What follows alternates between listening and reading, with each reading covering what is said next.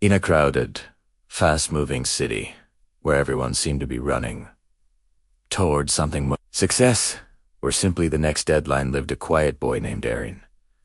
He wasn't the smartest in his class, nor the strongest among his friends. He ordinaire, but inside him lived something far more powerful than any medal or certificate. A dream. A dream so unique, most people would either laugh at it or simply ignore it. Aarin wanted to climb a mountain that no one else believed existed. Every morning, before the noise of the city swallowed the streets, Aarin would climb to the roof of his small home. The rooftops around him were a mess of water tanks, rusted antennas, and drying clothes. But high above it all, the sky stretched open like a promise. As the sun rose, painting the buildings in gold, he'd whisper to himself, "One day, I'll rise above fear. One day, I'll climb my mountain." He didn't know when. He didn't know how, but that dream stayed with him, a soft, warm flame cupped between his hands. People around him just didn't understand. They laughed when they heard his ideas. A mountain. In this city, they'd mock. "Stop dreaming. Life is about surviving, not climbing." Another would say, "You're too ordinary to do anything extraordinary." The words hurt, of course, but they never killed his dream. If anything, they made it burn brighter. Because Aarin quietly believed something very rare, that every single person has a mountain inside them, just waiting to be climbed. One evening, everything changed. His father returned home much later than usual, his shoulders slumped, his eyes heavy with exhaustion. The family's small shop, once their stable source of income, was now slipping into debt. Bills were piling up on the table like silent accusations. Aarin watched his father's hands tremble as he counted the little money they had left. Something inside Aarin tightened. In that moment, he felt the true weight of the world. Not just because of the failing shop, but because he realized something profound. Life wasn't going to wait for him. If he wanted to change anything, his life, his family's future, or himself, he had to start climbing his mountain now, or never. The next morning, long before the first bus rumbled down the street, Aarin quietly packed a small bag, a bottle of water, a piece of bread, a faded notebook. Nothing more. He walked to the edge of the city, to a forgotten, steep hill that stood alone. It wasn't a real mountain, not like the majestic ones you see in pictures. But to Aarin, it represented every fear he had never faced, every challenge he had avoided, and every single doubt he carried. It was his mountain. When he stood at the bottom, the hill looked larger than he had imagined. It was covered in thorny weeds, jagged rocks, and patches of slippery soil. It seemed almost alive, as if it were staring back at him, asking if he was truly ready. Aarin hesitated for a moment, then took his first step.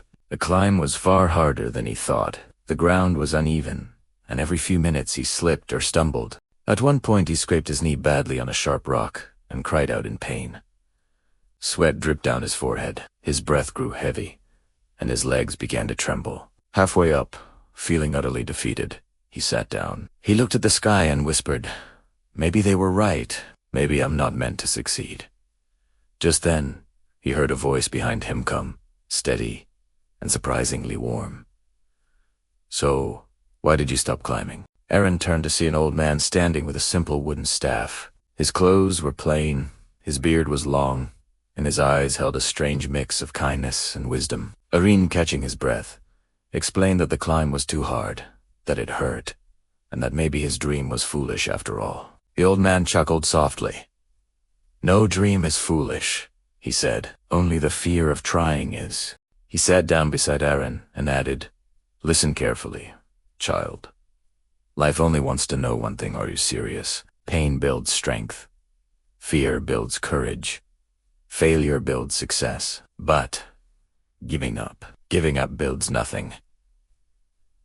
Aarin felt the words sink into him like seeds falling into fertile soil.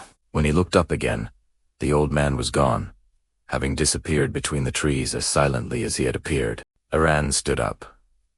His knee still hurt, his hands still shook. But something inside him had shifted. He took a deep breath, tightened his grip on his newfound determination, and continued climbing. The rest of the climb was a battle between his body and his will, his doubts and his dreams. Thorns scratched his arms, stones bruised his feet, but he refused to stop. Step by step, he crawled, pushed, and pulled himself upward until finally, with one last exhausted breath, he reached the top. There was no crowd waiting for him. No trophy. No congratulations. There was just a breathtaking view of the city, a city that looked so peaceful from above, almost small. And for the first time, Aarin understood that he had changed, not the world. Him, the mountain had never been the hill. The mountain was the fear he had conquered, the doubt he had defeated, and the excuses he had finally buried. When he climbed back down and returned home, people noticed something different about him. His walk was steadier. His eyes were clearer. His voice was more confident. He began helping his father at the shop with a renewed energy. He didn't wait to be told what to do. He took initiative, cleaning, organizing, and working late into the evenings. Slowly but surely, customers started returning. The business began to improve, and Aarin learned that hard work feels much lighter when you carry courage instead of fear. Years later, Aarin owned his own successful business. People often called him lucky. They said life had been kind to him, but Aarin would only smile. Because he knew the truth.